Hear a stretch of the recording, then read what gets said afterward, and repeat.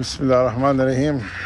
ایک بہت ہی مشہور شعر کسی پیارے شاعر کا ہے کہ سکون کہیں بھی میسر نہیں انسان کو، مگر جنازے والے بھی کندھے بدلتے رہتے ہیں۔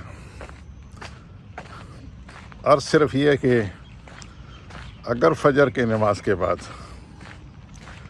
ہمیں بیٹھ پہ سکون آنے لگ جاتا ہے تو یاد رکھنا یہ نقطہ آغاز ہے ہماری صحت کی خرابی کی اور ہماری جسمانی صحت کے گرنے کی علامات ہیں۔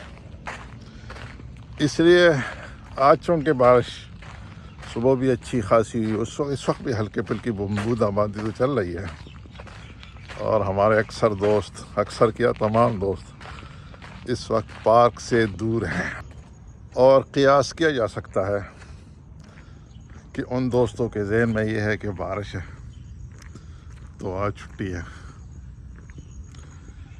میں اس کو اس طرح لیتا ہوں کہ جیسے ابھی گرمیوں کے مہینے گزر چکے ہیں، اس وقت خزاں ہیں اور سردیوں کی آمد ہے، تو ہمیں تازہ معلوم ہے کہ گرمیوں میں ہمارے ساتھ کیا ہوتا ہے۔ گرمیوں میں تھوڑی سی حرکت سے پسینہ آتا ہے اور ہمارے کپڑے گیلے ہوتے ہیں۔ اگر ہم یہ سمجھے یہ جو پیاری سی فوار اس وقت آسمان سے نیچے آ رہی ہے، اس کو اس پسینے سے ذرا بہتر سمجھا جائے، ذہن کو یہ میسج دیا جائے کہ یہ اللہ کی طرف سے ایک رحمت ہے۔ وہ پسینہ بھی رحمت ہے، جن کا پسینہ نہیں آتا وہ یقیناً بڑی تکلیف میں ہوتے ہیں، لیکن جتنے اس پسینے سے ہمارے کپڑے گیلے ہوتے ہیں اس سے کہیں کم اس کا اثر ہے، لیکن صحت پہ بہت زیادہ۔ یقین کریں اتنا فریش ایئر اس وقت آپ سمجھے کہ آکسیجن اس انتظار میں ہے کہ ہم کب آئیں، انہیل کریں، آکسیجن کو اندر لے جائیں، اور اندر جو کاربن ڈائی آکسائڈ پڑی ہوئی ہے نا، وہ بھی اتنی تنگ ہے کہ ہم کب ایکزیل کریں اور وہ کاربن ڈائی آکسائڈ کو باہر نکالیں۔ اس لیے اس طرح کے جو ویدر ہیں اس سے فائدہ اٹھایا کریں۔ یقین جانیں یہ جو موسم ہے یہ قسمت والوں کو ملتے ہیں، تو ہم ہوئے نا خوش قسمت جب آپ لکی ہوں گے، آپ خوش قسمت ہوں گے، آپ کو اس طرح کے موسم ملتے رہیں گے۔